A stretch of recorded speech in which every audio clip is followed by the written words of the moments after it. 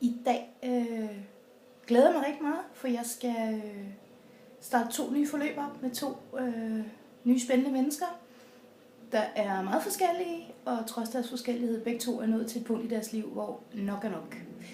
Hvor det de gør, og den de er, ikke længere virker. De er nødt til at have nogle nye redskaber, de er nødt til at have hjælp til at finde ud af, hvordan de selv kommer videre derhen, hvor de nu engang gerne vil hen, hvor det så end måtte være. Som behandler og som terapeut er det super spændende at få lov til at være en del af folks processer, være en del af mennesker, der slår i bordet og siger, nu vil jeg ikke længere, jeg vælger noget andet nu.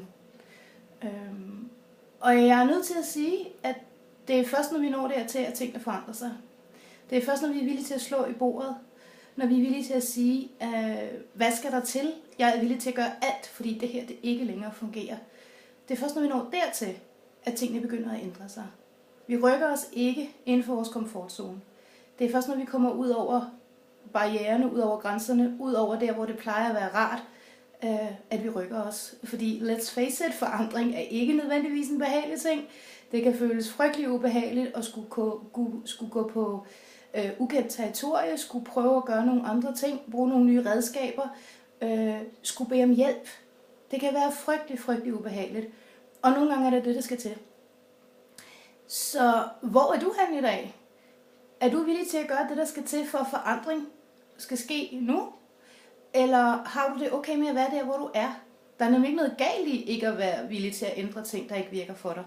Det er kun, hvis det ikke fører dig derhen, hvor du gerne vil, at du skal kigge på, hvad det er, du gør uhensigtsmæssigt, hvad der skal ændres, om du skal kigge på andre ting. Så lad være med at gøre dig selv forkert, hvis du ikke lige står det sted, hvor du er villig til at give slip på alting for at ændre noget. Så vær med det.